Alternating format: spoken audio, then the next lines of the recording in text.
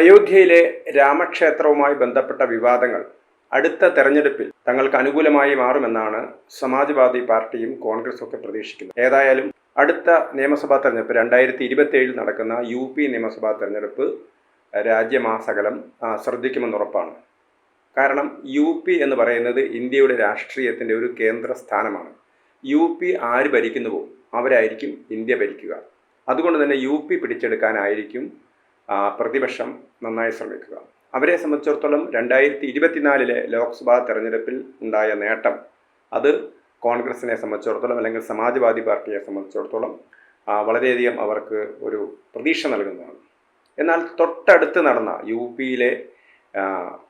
കഴിഞ്ഞ ലോക്സഭാ തെരഞ്ഞെടുപ്പിന് തൊട്ടടുത്ത് നടന്ന 10 നിയമസഭാ തെരഞ്ഞെടുപ്പുകളിലും BJP വലിയ മുന്നേറ്റമാണ് കൈവരിച്ചത്. അതുകൊണ്ട് തന്നെ യോഗി ആദിത്യനാഥിനെ സംബന്ധിച്ചിടത്തോളം അടുത്ത തെരഞ്ഞെടുപ്പിലും അദ്ദേഹത്തിന് ജയിച്ച് കയറാൻ കഴിയുമെന്ന് തന്നെയാണ് BJPയുടെ പ്രതീക്ഷ. പക്ഷേ ഇവിടെ യോഗി ആദിത്യനാഥ് കരുത്തനാകുന്നതിനെ പാർട്ടിക്കകത്ത് തന്നെ പലർക്കും എതിർപ്പുണ്ടോ എന്നുള്ള ചില സംശയങ്ങളും ഉയർന്നു വരുന്നുണ്ട്. ദേശീയ രാഷ്ട്രീയത്തിലെ പല മാധ്യമങ്ങളും ഇക്കാര്യം സൂചിപ്പിക്കുകയുണ്ടായി. എന്തു തന്നെയായാലും വളരെയധികം ക്രൂഷ്യലാണ് BJPയെ സംബന്ധിച്ചിടത്തോളം 2027 തെരഞ്ഞെടുപ്പ്. BJPക്ക് അനുകൂലമായും പ്രതികൂലമായും നിരവധി ഘടകങ്ങളുണ്ട്. സമാജ്വാദി പാർട്ടിക്കും കോൺഗ്രസിനും അനുകൂലമായും പ്രതികൂലമായും നിരവധി ഘടകങ്ങളുണ്ട് എന്നുള്ളത് നമുക്ക് പരിശോധിക്കാവുന്നതാണ്. BJPയെ സംബന്ധിച്ചിടത്തോളം യോഗി തന്നെയാണ് അവരുടെ ഏറ്റവും വലിയ നേട്ടം UPയിൽ. കാരണം യോഗി ലോ ആൻഡ് ഓർഡർ നിയമസമാധാനം അത് പാലിക്കുന്നതിൽ അദ്ദേഹത്തിൻ്റെ വിജയമാണ് എല്ലാവരെയും സംബന്ധിച്ചിടത്തോളം എടുത്തു പറയാവുന്നത്. സമാജ്വാദി പാർട്ടിയെ സംബന്ധിച്ചിടത്തോളം മറ്റെന്തെങ്കിലുമൊക്കെ നേട്ടങ്ങളുണ്ടെങ്കിലും അവർക്ക് ഏറ്റവും അധികം തിരിച്ചടിയാവുന്നതും ഈ നിയമസമാധാന തകർച്ച തന്നെയാണ്. കാരണം അവർ ഭരിക്കുന്ന സമയത്തൊക്കെ UPയിൽ ഗുണ്ടാ വിളയാട്ടം നടക്കുകയായിരുന്നു. ലോ ആൻഡ് ഓർഡർ കാര്യത്തിൽ വളരെയധികം പിന്നിലായിരുന്നു. ആർക്കും എന്തും ചെയ്യാം എന്നുള്ള രീതിയായിരുന്നു. പക്ഷെ അതൊക്കെ മാറിക്കൊണ്ട് ഇനി അഥവാ നിയമത്തിന് അതീതമായി പോലും ഗുണ്ടകളെയൊക്കെ അടിച്ചമർത്തുന്നതിൽ അവരുടെ വീട് വരെ ഇടിച്ചു നിർത്തി ചിലപ്പോൾ കോടതി വരെ വിമർശനത്തിന് ഇതൊക്കെ വിധേയമായ കാര്യങ്ങളാണ്. ഇത്തരത്തിലുള്ള നടപടികളിലൂടെ യോഗി ആദിത്യനാഥ് ജനങ്ങളുടെ ഇടയിൽ വലിയ സ്ഥാനം നേടിയിട്ടുണ്ട് എന്നുറപ്പാണ്. അതേസമയത്ത് BJPക്കകത്ത് തന്നെ പല ഉൾപാർട്ടി പ്രശ്നങ്ങളുണ്ട് എന്നാണ് പറയുന്നത്. അതേപോലെ യോഗി ആദിത്യനാഥിനെ സംബന്ധിച്ചിടത്തോളം അദ്ദേഹത്തിൻ്റെ ഭരണത്തിൽ പലപ്പോഴും ഉദ്യോഗസ്ഥ പ്രാമാണിമാർക്ക് അല്ലെങ്കിൽ ഒരു ബ്യൂറോക്രസിക്ക് വലിയ പ്രാധാന്യമുണ്ട്. അതുകൊണ്ട് തന്നെ താഴേക്കിടയിലുള്ള തീരുമാനങ്ങൾ എടുക്കുന്ന സമയത്ത് താഴേക്കിടയിലുള്ള MLAമാരോ പാർട്ടി പ്രവർത്തകരുടെയൊക്കെ അഭിപ്രായങ്ങൾ അവഗണിക്കപ്പെടുന്നു എന്നുള്ളൊരു പരാതിയുണ്ട്.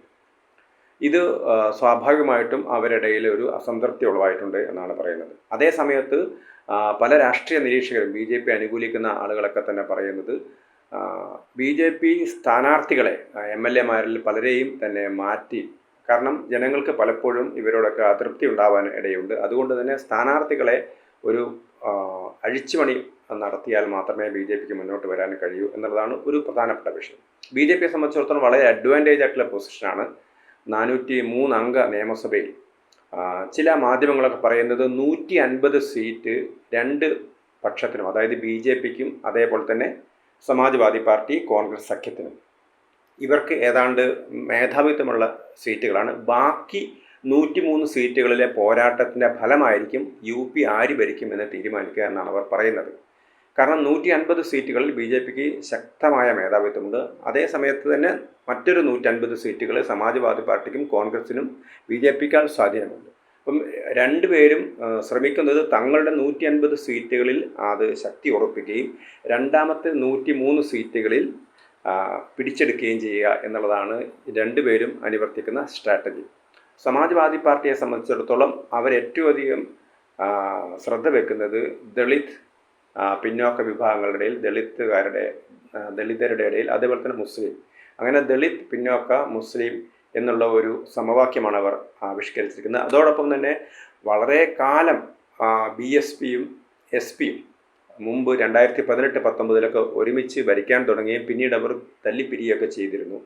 ഈ സമയത്ത് തന്നെ BSP വളരെ കാലം കൊണ്ട് UPയിലെ വലിയ പാർട്ടിയായിട്ട് മാറുകയാണ്. പക്ഷേ കുറച്ച് കാലങ്ങളായിട്ട് BSP നാമാവശേഷമായിക്കൊണ്ടിരിക്കുന്നു. അപ്പോൾ BSPയുടെ കാഡറുകളെ പരമാവധി തങ്ങളുടെ കൂടെ കൊണ്ടുവരാനുള്ളൊരു ശ്രമമാണ് ആര് നടത്തുന്നത്? SP നടത്തുന്നത്.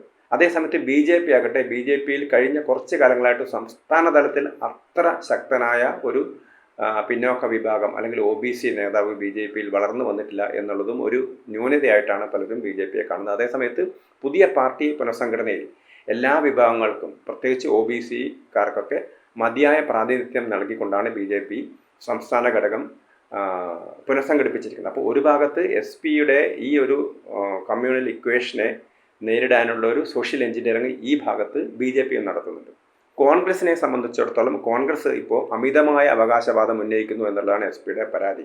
കാരണം 150 സീറ്റെങ്കിലും തങ്ങൾക്ക് കിട്ടണം എന്നുള്ളതാണ് കോൺഗ്രസിൻ്റെ അവകാശവാദം. പക്ഷേ ഇതൊരിക്കലും എസ് പി അംഗീകരിച്ചു കൊടുക്കാൻ തയ്യാറാവില്ല എന്നാണ് തോന്നുന്നത്. ഏതായാലും തങ്ങൾക്ക് സ്വാധീനമുള്ള സീറ്റുകളിലൊന്നും തന്നെ വിട്ടുകൊടുക്കാൻ ഒരിക്കലും സമാജ്വാദി പാർട്ടി തയ്യാറാവില്ല. കോൺഗ്രസ് നേരത്തെ പറഞ്ഞത് തങ്ങൾക്കൊരു 50-50 അറേഞ്ച്മെൻറ്റ്സ് വേണം, അതായത് പകുതി സമാജ്വാദി പാർട്ടിക്കും പകുതി കോൺഗ്രസും. പക്ഷേ ഇപ്പോൾ അവർ ഒതുങ്ങിയിരിക്കുന്നത് ഞങ്ങൾക്ക് 403 സീറ്റിൽ 150 സീറ്റെങ്കിലും കിട്ടണം എന്നുള്ളതാണ്. കാരണം കോൺഗ്രസിൻ്റെ ഒരു വലിയ തട്ടകമായിരുന്നു. പക്ഷേ കഴിഞ്ഞ കുറേ നാളുകളായിട്ട് കോൺഗ്രസ് വളരെയധികം ശോഷിച്ചു വരികയാണ് ഉത്തർപ്രദേശിൽ ചെയ്തിട്ടുള്ളത്. കഴിഞ്ഞ ചില തെരഞ്ഞെടുപ്പുകളിൽ മാത്രമാണ് അവർക്ക് എന്തെങ്കിലും ചെയ്യാൻ കഴിഞ്ഞത്. അതുകൊണ്ട് തന്നെ അതിൻ്റെ ഒരു നേട്ടം തങ്ങൾക്ക് വേണം എന്നുള്ളൊരു അവകാശവാദമാണ് കോൺഗ്രസ് ഉന്നയിക്കുന്നത്. പക്ഷേ തുടക്കത്തിലൊക്കെ വലിയ അവകാശവാദങ്ങൾ ഉന്നയിക്കുന്നുണ്ടെങ്കിലും പിന്നീട് ഒരു ധാരണയിലേക്ക് കോൺഗ്രസ് എത്തുമെന്ന് തന്നെയാണ് സമാജ്വാദി പാർട്ടിയും കരുതുന്നത്. അപ്പോൾ ഒരു ഭാഗത്ത് ദളിത്, പിന്നോക്ക, മുസ്ലിം എന്നുള്ളൊരു ഇക്വേഷനായിട്ടാണ് സമാജ്വാദി പാർട്ടി കഴിയുന്നെങ്കിൽ അതിനെ എതിർക്കാനുള്ളൊരു സോഷ്യൽ എഞ്ചിനീയറിംഗ് ആണ് ബി ജെ പി നടത്തുന്നുള്ളത് എന്ന് വ്യക്തം. ഇപ്പം അയോധ്യ വിഷയത്തിലെയും തനിക്കെതിരെ അല്ലെങ്കിൽ ബി ജെ പിക്കെതിരെ വന്ന ആക്രമണങ്ങളൊക്കെ അതിജീവിക്കാൻ കഴിയും എന്ന് തന്നെയാണ് യോഗി ആദിത്യനാഥ് കരുതുന്നത്. അദ്ദേഹം ഇപ്പോൾ തന്നെ തിരിച്ച് അദ്ദേഹം ചോദിച്ചു കഴിഞ്ഞു. വഖഫിൻ്റെ പേരിൽ അനേകം കോടിക്കണക്കിന് രൂപ വില വരുന്ന ആയിരക്കണക്കിന് ഏക്കറുകൾ ഭൂമി തട്ടിയെടുത്ത സമയത്ത് ഇവരൊക്കെ എവിടെ പോയിരുന്നു? അന്ന് ഇപ്പോൾ ഹിന്ദു വിശ്വാസത്തെ ആക്രമിക്കുന്ന കോൺഗ്രസ് എന്തുകൊണ്ടാണ് വഖഫ് നിയമത്തെക്കുറിച്ച് ഒന്നും പറയാത്തത്, അല്ലെങ്കിൽ വഖഫിനെ കുറിച്ച് ഒന്നും പറയാത്തത് എന്ന ചോദ്യമാണ് യോഗി ആദിത്യനാഥ് ചോദിക്കുന്നത്. അദ്ദേഹം പറയുന്നത് കോൺഗ്രസും സമാജ്വാദി പാർട്ടിയും ഓന്തിനെ പോലും നാണിപ്പിക്കുന്ന രീതിയിലാണ് അവർ പ്രകടനം നടത്തുന്നത് എന്നുള്ളൊരു ആക്ഷേപമാണ് അദ്ദേഹം ഉന്നയിക്കുന്നത്. അദ്ദേഹം യോഗി ആദിത്യനാഥ് അയോധ്യയിലെ പ്രശ്നങ്ങളുണ്ടായ ഉടനെ തന്നെ അവിടെ എത്തുകയൊക്കെ ചെയ്തിരുന്നു. അതേ സമയത്ത് തന്നെ അയോധ്യയ്ക്ക് വേണ്ടിയിട്ട് ബി ജെ പിയും അതുപോലെയുള്ള സംഘടനകളും ചെയ്തു വരുന്ന പോരാട്ടത്തെക്കുറിച്ചും അതിനെ അടിച്ചമർത്താൻ വേണ്ടി സമാജ്വാദി പാർട്ടിയും അതിനെ തള്ളിപ്പറയാൻ വേണ്ടി കോൺഗ്രസൊക്കെ ദേശീയ തലത്തിലെടുത്ത നിലപാടുകളൊക്കെ തന്നെ യോഗി ആദിത്യനാഥ് അടുത്ത ദിവസങ്ങളിലൊക്കെ തന്നെ അത് അദ്ദേഹം പുറത്തു പറയും. ഇപ്പോൾ തന്നെ അദ്ദേഹം ഇഷ്യൂ ഏറ്റെടുത്ത് കഴിഞ്ഞിരിക്കുകയാണ്. അപ്പോൾ ഏതൊരു ഇഷ്യൂവിൻ്റെ പേരിലാണോ ബി ജെ പിയെ കോർണർ ചെയ്യാൻ ശ്രമിക്കുന്നത് അതേ ഇഷ്യൂവിൻ്റെ പേരിൽ തന്നെ എതിരാളികളെ അടിച്ചമർത്തി അല്ലെങ്കിൽ എതിരാളികളെ ഇല്ലാതാക്കി നേട്ടം കൊയ്യാനാണ് യോഗി ആദിത്യനാഥ് ശ്രമിക്കുന്നത്. ആദിത്യനാഥ് വീണ്ടും മുഖ്യമന്ത്രിയാവുമ്പോൾ അത് ദേശീയ തലത്തിലും വലിയൊരു മാറ്റത്തിന് വഴിതെളിക്കും. കാരണം ഇന്ന് ബി ജെ പിയുടെ ഏറ്റവും തലമുതിർന്ന നേതാവ് നരേന്ദ്രമോദിയാണ്. പക്ഷേ മോദി കഴിഞ്ഞാൽ ആര് എന്ന ചോദ്യം, അത് അമിത്ഷാ വേണോ, അല്ല യോഗി ആദിത്യനാഥ് വേണോ, അല്ല മറ്റാരെങ്കിലും വേണോ എന്ന ചോദ്യത്തിന് ഒരു ഉത്തരം യോഗി ആദിത്യനാഥ് തന്നെയാണ്. ഉത്തർപ്രദേശിൽ അടുത്ത തവണ കൂടി മുഖ്യമന്ത്രിയായി അദ്ദേഹം ജയിക്കുന്ന സമയത്ത് ഇന്ത്യൻ രാഷ്ട്രീയത്തിലെ ഏറ്റവും കരുത്തനായിട്ട് യോഗി ആദിത്യനാഥ് മാറും എന്നുള്ളത് ഉറപ്പാണ്. പിന്നെ കഴിഞ്ഞ ഇലക്ഷനിലൊക്കെ തന്നെ RSS ബി ജെ പി തമ്മിലൊരു മതിയായ കോർഡിനേഷൻ കഴിഞ്ഞ ലോക്സഭാ തെരഞ്ഞെടുപ്പിലുണ്ടായിരുന്നില്ല. പക്ഷേ പിന്നീട് നടന്ന നിയമസഭാ ഉപതെരഞ്ഞെടുപ്പിലൊക്കെ തന്നെ RSSൻ്റെ സജീവമായ ഇടപെടലുണ്ടായിരുന്നു. ഇത്തവണയും RSS അടുത്ത UP നിയമസഭാ തെരഞ്ഞെടുപ്പിൽ യോഗി ആദിത്യനാഥിന് വേണ്ടി ബി ജെ പിക്ക് വേണ്ടി അരയും തലയും മുറുക്കി രംഗത്തിറങ്ങുമെന്ന് ഉറപ്പാണ്. അതുകൊണ്ട് തന്നെ തങ്ങൾക്ക് ഇത്തവണയും 2029 സുഖമായിട്ട് ജയിച്ചു കയറാൻ കഴിയുമെന്ന പ്രതീക്ഷയാണ് ബി ജെ പിയെ സംബന്ധിച്ചിടത്തോളം ഉള്ളത്. അതേസമയത്ത് സമാജ്വാദി പാർട്ടിക്കും പ്രതിപക്ഷത്തിനൊക്കെ തന്നെ എന്തെങ്കിലുമൊക്കെ തന്നെ തിരിച്ചു വരണമെങ്കിൽ, തങ്ങൾക്ക് ദേശീയ രാഷ്ട്രീയത്തിൽ സ്ഥാനമുണ്ടെന്ന് തെളിയിക്കണമെങ്കിൽ UPയിൽ തങ്ങളുടെ സാന്നിധ്യം അവർക്ക് തെളിയിക്കേണ്ടതായിട്ടുണ്ട്. ഏതായാലും ഇന്ത്യൻ രാഷ്ട്രീയത്തിൽ വളരെ ക്രൂഷ്യലാവാൻ പോവുകയാണ് അടുത്ത് നടക്കാൻ പോകുന്ന UP നിയമസഭാ തെരഞ്ഞെടുപ്പ്.